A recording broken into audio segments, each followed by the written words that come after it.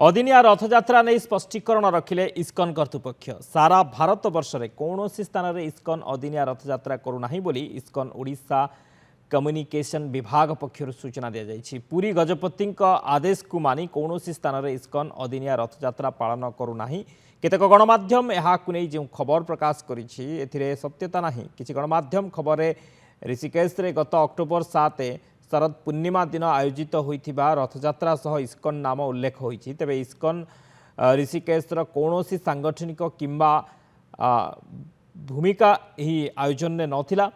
से रथयात्रा स्वतंत्र भावे मधुबन आश्रम मुनिकी रेती द्वारा आयोजित होइथिला, जहाँ सकाळ 9:30 रु तांको आश्रम आरंभ होई त्रिवेणी घाट चौक मध्य देई श्री गुरु सिंह सभा गुरुद्वार ठारे समाप्त होइथिला।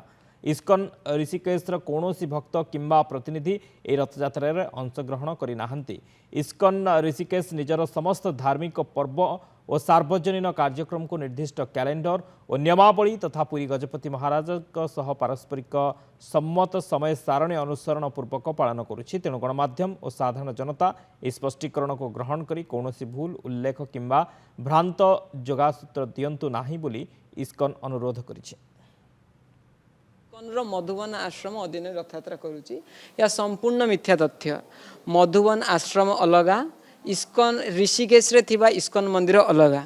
सत्य को परीक्षा न करी एक संस्था धार्मिक संगठन नारे मिथ्या आरोप करछंदी एवं यह घोर निंदनीय विषय, अपमानजनक विषय। इस्कन आधार कौन भी हस्तक्षेप ना।